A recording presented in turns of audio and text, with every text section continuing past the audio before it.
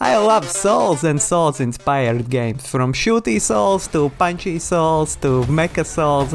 I like or love them all because the catharsis you get from overcoming the difficult obstacles in these games is unmatched. And now, while I'm waiting, as many of you probably also are, for Lies of P and Elden Ring DLC, I decided to revisit the first two Souls-inspired games, or at least the first two major Souls-inspired games, to see do they hold up or not. Well, the experience was weird. And in some ways unpleasant. One game felt like I was piloting a tractor on an icy pond, the other felt like I was doing taxes for a small business while taxman is trying to break my legs or something. I don't know. But you know me, I always try to find something positive in these games, and I did. So, let me explain. So in 2019, Japanese game dev company From Software presented a game made by our Lord and Savior, Hidetaka Miyazaki. Inspired by manga series Berserk and Anglo-Saxon myths and legends, he made Demon Souls. And no one liked it. Well, someone did, as he got to keep his job, but people were not as crazy about that game as you, Elden Ring player now, might think. But, just like modern art, people just needed to get the right mindset and context of this game. And Daddy Miyazaki made Dark Souls 1, and people were starting to get it. And the fire caught on after Dark Souls 2 and Bloodborne. This was no more an indie hit niche. More and more people were getting into it. And as usual, that inspired other game devs to make their action-adventure RPGs similar to this. And so, now we have gotten a bunch of Souls-like and Souls-inspired games throughout the years. So I decided to revisit the first two major releases that showed their Souls inspiration and can be classified as Souls-inspired, Souls-like, or even Souls clones in one case. So, Lords of the Fallen and Nioh. And oh boy, those two games, man. Lords of the Fallen, aka Fat Souls. This game was the first major game, even though arguably it's more a AA than AAA project that was directly inspired by Souls. The interest from the gaming community in 2014 was quite large, as more and more gamers have been shown the light that is Souls. And so they were looking for the next high, the next hit, because if you are a Souls player, you know, it's quite addictive. Lords of the Fallen was made by Deck 13 Interactive, a German game developer and published based in Frankfurt. The company was founded in 2001. Before 2014, they made a bunch of smaller games. Nothing major, but maybe some of the old people here will remember this game, Ankh. Now, I never played it, but I really well remember seeing the art and articles about this game in European gaming magazine. Then they made Diablo-inspired game Blood Knights. Review scores show that it was not that great. Unfun gameplay with poorly written story, sexist outfits, and the lack of depth in the RPG mechanics. Yeah, well, happens. Anyway, then we get to 2014, Lords of the Fallen. And they did better. But not that better. People felt that it does not measure up to Souls. In this game we play as Harkin, a criminal who has been accused and I guess sentenced for some unspecified but really bad crimes, because every game's character will remind you how bad your unspecified crimes were. You're an animal. You belong in a cage. And he has been let out by a monk who needs, I guess, a man with specific skills to kill demons that have come to the human world. They are led by so-called lords. You see, Lords of the Fallen, yeah. And that's about it. Even though this game with its story is more clear and straightforward than anything FromSoft has made, it still tries to keep that muddy and unclear style where we don't learn a huge amount about the characters from direct conversations and direct information pieces. There of course is world building in the lore, documents and so on and so forth. One big plus for this game, and I can't overstate how big that is, you can move while audio logs play. Fires on the horizon. They are spreading towards our village. I beg you, be careful. Something evil is happening. Let's just ignore for a second that audio logs in a dark medieval fantasy setting are a weird idea, but let's focus on the fact that you can move around while they play. Modern games for some reason can't do that. Freaking next-gen game Callisto Protocol could not make that happen. Well, they could, they didn't want to, but that's another story. So, 10 points to Deck 13 just for this. So, Lords of the Fallen is not as lonely as Souls. Throughout the game we will meet characters, we have some dialogue choices that really don't do anything. I've faced worse. Well, well, well, look what the cat dragged in. Kaslo, meet Yanka. And yeah, we meet different characters and at the end of the game we kill a dude that becomes kind of a god. That's about it from the story point. No big complaints here, it's serviceable, as this game's center point should be gameplay anyway. Before we get into that, I want to say that I have played and finished this game, probably sometime in 2016, because at that point I was on Souls high. I just had beaten Bloodborne and Dark Souls 3, and I needed something more, because I was looking for that next hit. It's addictive. So I played Lords of the Fallen and I remember finding it decent? Despite the unhappiness from Souls fans and mediocre reviews, I felt it was okay at that time. It was an easier Souls game to relax after Bloodborne. So now when I started to play this, I was surprised by how unpleasant the controls and combat feels. I call this the Fat Souls because everything is so slow and delayed, while at the same time it's floaty. Harkin is a big buff dude in super heavy armor that looks like something from Warcraft or Warhammer, swinging quite large weapons, but it never feels like that. The game does not feel like he is actually standing on the surface he is standing on. It's floaty. It does not feel like he is moving according to the laws of physics, and even according to how slow the animations are made. I would not actually mind the slowness and heaviness of the game if it was done good. And I am quite surprised that I did not notice this in 2016. I guess my hunger for Souls clouded my judgment or something, or maybe now we have had so many good Souls-inspired and Souls-like games that my standards are higher. I'm not sure. But anyway, Lords of the Fallen definitely falls into the category of Souls clones, because it's very Souls. It's a methodical, recursive sword and shield gameplay with stamina management and resting at bonfires.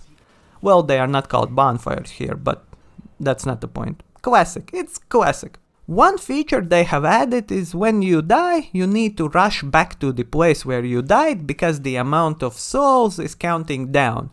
And that sort of sucks, as this sort of a slow and methodical game where the idea is not to rush really conflicts with the idea that you need to rush. Plus our guy handles like a tractor on an icy pond. As opposed to Souls, it's hard to avoid enemies and run past them, especially as most of the areas here are tight corridors. So not a great innovation, not a great design choice. As for the RPG elements of the game, you start the game by choosing one of the 3 classes and leveling it up. It's pretty straightforward. And with Warrior, quite early on you get a pretty OP spell that allows you to nuke down bosses as it removes the stamina limit and you can just swing. and that is mostly good, as bosses are quite uninspired.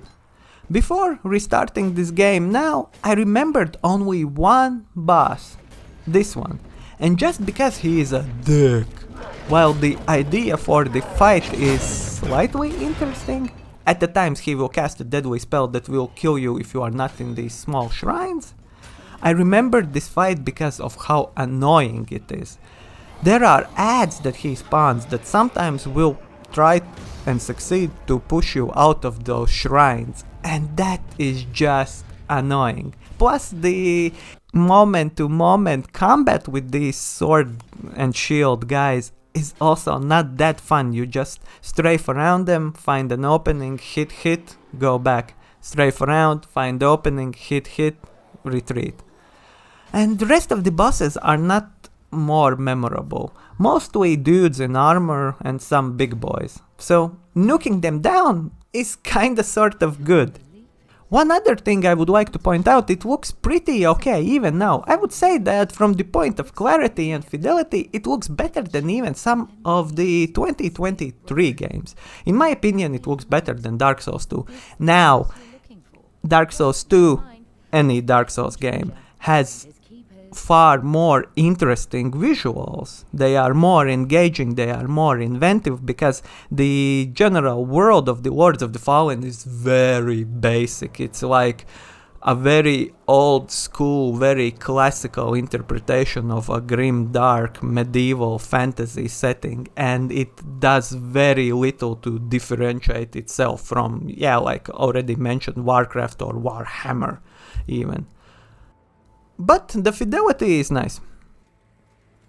That said, I don't think this is a bad game. No, definitely not all. There have been so many more worse games, so many more cheap cash-ins on the Souls formula, that this game really does not feel that bad. It's not great. There are many bad things, most notably the floaty, icy, slippery combat. That is a big thing. Mistakes were made, but keep in mind, this was the first major game inspired by Souls. Of course, there needs to be some sort of adaptation curve, because FromSoft did not just invent Souls from nothing. They had like many years before that experience in making these types of difficult combat-based weird games. So yeah, I don't think Lords of the Fallen is a trash game, no, and I would suggest to play it to anyone who is interested in how Souls games evolved, how Souls inspired games came to be. It is an interesting game, and it is definitely worth playing it at least once. So what about Nioh? Surely it's a better game and less unpleasant. Well, no and yes at the same time. Nioh came out in 2017. Small pause here. Yes, I know that Surge, another Deck 13 Souls game, came out before Nioh, but I did not want to compare two Deck 13 games in this video. That's why I chose Nioh. Plus Nioh is a bit more further away from the classical Souls system. That's why I think it's a more interesting game to compare to Lords of the Fallen. So Nioh is made by Team Ninja, a Japanese game dev company with huge experience in making cult classics. It was founded in 1995, best known for Dead or Alive and, of course, Ninja Gaiden. History says that the development of the title first began in 2004, when it was designed as a traditional Japanese role-playing game. Development of this initial version ran from 2004 to 2008, before all the work up to that point was scrapped, as it was just not fun. Production was rebooted and transferred to Omega Force, a division of Koei Tecmo, and the genre was changed to a fast-paced action game similar to Dynasty Warriors that Omega Force is known for. This version was also thrown into the trash. Then it was remade again, and it was too similar to Ninja Gaiden, at least that's what people in the company felt. But after all that work for 13 years, they finally finished the game. And they made Nioh. While it's not officially said that Dark Souls had some influence over it, I find it hard to believe that Team Ninja people did not play From Software games. And taking into the consideration how many times game changed the direction, it's not crazy to imagine they saw some elements of Souls that could be incorporated in their game. And those are really elements, because if Lords of the Fallen are quite clearly a Souls clone, Nioh stands on its own. It's more of a Souls-inspired, or maybe we could even say Souls-enabled game, because without the popularity of Souls, maybe Nioh would not get so many players and not harness such a big interest outside of people who are fans of Ninja Gaiden, for example. Which, by the way, Ninja Gaiden definitely is also an inspiration for Souls. So again, we have come a full circle. So Nioh is set in a fictionalized version of the dawn of 17th century. The plot follows journeys of William Adams, an Irish sailor. Adams pursues the sorcerer Edward Kelly into the final battles of the Sengoku period. Kelly is sent by Lord D, actual real historical British wizard, very fascinating person, read about him, to get a magic substance that can be used for, what else? World domination. Why? What are we gonna do tomorrow night? Same thing we do every night, Pinky. Try to take over the world. So Kelly stole our main dude's ferry, and so we hunt him and kill demons in Japan. This story sort of develops from there, but as with all later Team Ninja games, I feel like this story is very unclear, and you actually would need to read up on historical events and persons to grasp what exactly is going on. Or maybe I'm dumb, I don't know. But basically you travel through Japan, help lords and samurais and ninjas to kill demons. As is your skill with English? My name is Hanzo Hattori. Anyway, the central part, as with all of these games, is combat. It's why we want to play these games. As with Lords of the Fallen, I remember enjoying it. Now, getting back to it, it was, yes, unpleasant. The start of the game is rough. The second level, well, the first real one when you get to the shores of Japan, is rough AF. It feels like game is actively hating you. It feels like the game is actively telling you, do not play this, you will not like this. Enemies deal huge amount of damage, you get punished for overextending your stamina, here it's called ki, so hard. Your dude just stands in place for what feels like years. And the combat is very system-based and complicated.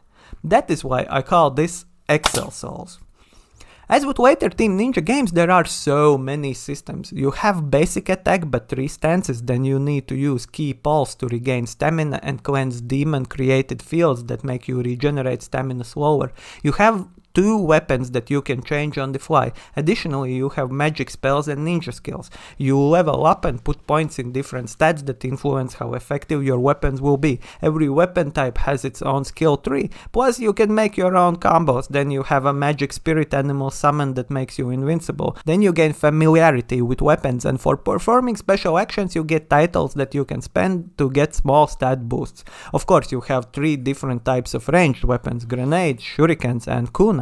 Then there is armors and charms, and armors can have special set bonuses. And well, there is more, but you get the idea. It's effed up. It's Exel Souls. And to replay this game and relearn everything is rough, man. And while the basic gameplay stamina-based action combat RPG with hard enemies and bonfire shrines here is Soulsy, you can clearly see how this game is its own thing. It definitely is its own thing. It's Souls inspired or Souls element like.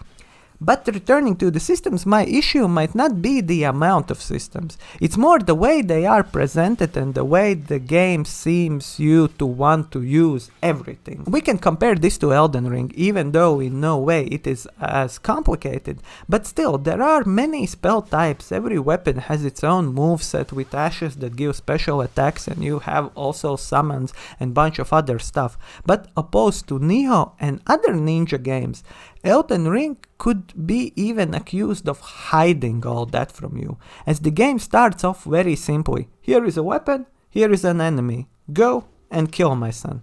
And technically, you can finish the game without engaging with at least half of the systems or even knowing about them. And that has been my issue with Team Ninja. They shove all this information in my face, and it can get so overwhelming. And that is the same with their recent game Wulong. It's the same thing, it's the same issue. They lack elegance. But starting Nioh can feel like the game actually hates you. It was so frustrating to play the second level and getting to that boss. I have not raged that hard for years. Some might say this boss is a skill check, but I think it's actually a bad boss. Because you lack the spells and ninja items, and this boss area is so small, you are forced to basically do the classic hit, dash away dance. Boss does huge amounts of damage, and running out of ki punishes you so hard, and boss attack hitboxes feel larger than they should be, and sometimes the dodge does not work properly because the game is sort of stiff. It feels like your main guy is glued to the floor because the animation cancels and the movement is very linear. It feels like your dude is supposed to stand and whack, then take a step back or dodge, wait for the enemy to attack, and then repeat this pattern. And in one word, that feels unpleasant. But the thing is with Nioh, I came back to it. I finished this level, and the next level, and the next, and the next, because the actual gameplay loop is good. The combat, once you get into it, is kinda sort of good. I said that I don't remember any Lords of the Fallen bosses as a weakness, but to be fair, I don't remember Nioh bosses also that well. First of all, Nioh has a lot of bosses, and most of them are not that memorable once you get over the first hump of learning how to fight them. I remember the Ice Lady, and then I remember like couple of the final late stage bosses, but overall they are also not that fun and not that interesting, if we are being honest. From the graphical perspective, I have always felt that Team Ninja games are not pretty. I don't like the visual chaos and the general way they color things. Everything feels muddy and sharp at the same time. Nioh is not a pretty game, but one could argue that it looks more interesting and inspired than Lords of the Fallen, as Nioh is set in Japan and it has a very distinct, specific way it looks. So that can be kinda sort of a plus. I find those demon swirly things and black smoke effects around them especially ugly. But that might be the idea behind it. Demon world is ugly, I guess? So yeah, Nioh is strange and at some places unpleasant, but I came back to it. Like I said, both games are somewhat unpleasant to play now, but Nioh is a way better product. It, despite being remade 3 times, has a very clear gameplay direction. Everything feels like it works how they intended. Even if I don't like it, it feels like it works how the devs wanted. This is a sharp contrast to the floaty yet heavy Lords of the Fallen. Nioh feels made better. After 4 hours I did not want to continue Lords. Because I have finished it once, there is little new to discover and there is nothing in the gameplay loop that would propel me forward. Moment to moment gameplay does not feel good. While Nioh is frustrating and hard, the satisfaction you gain from killing bosses and finding ways to break them is immense. It's like in a work of place where you have a super hard-ass superior who is never totally pleased, but that one time you did everything perfect and you got that compliment or acknowledgement, ooh boy, did that feel good, right? And Nioh feels like that. It's sort of an abusive relationship actually, and it's not healthy, but there is something good in Nioh. Also, one other cool thing about Nioh is that you can make some broken builds that trivialize at least half of the game bosses. But opposed to the Lords of the Fallen unlimited stamina spell, here it feels earned, as you need to level up, you need to get specific weapon, item, spell combos for the broken builds to work. It feels like a reward for mastering this game and sticking with it even throughout the unpleasant parts, and that is really good. Yeah, both of these games are specific, but Nioh's unpleasantness transforms into that sweet satisfaction of overcoming adversity. That, in my mind, is one of the cornerstones why we play Souls and other hard games, is to overcome adversity, to find the way, to find how to even sort of cheat the system. We know if we continue trying, if we learn, if we practice, then we will win. It has this feel of control. Once you have mastered the game, you have control over it. So yeah, both of these games, like I said, take some adjustment to play them now. And they are not bad games. Like, I talk trash a lot about Lords of the Fallen and some about Nioh, but I still, like I said, I think they are worth playing if you are interested in Souls games. And both of them have some merits, but overall, yes, Nioh is a better game. The catharsis you get from learning how to play it is far more rewarding than Lords of the Fallen. Plus, it feels like an intended game. It feels like it works the way Team Ninja wanted it to work, as opposed to Lords of the Fallen, where you really can't understand, was that the intention of the devs, or did some issues in the development happen that made the animations and movement and combat not really align with each other. I don't know, but anyway, play them both if you can, or don't. Who am I to say? I'm just a random idiot on the internet. Anyway, that's the video. Thank you guys for watching. Please like, subscribe, share this to all of your Souls clone loving friends, and write down in the comments which of these two you prefer, or maybe there is a third competitor. Maybe there is a game that I missed. Write down in the comments everything you want. Bye!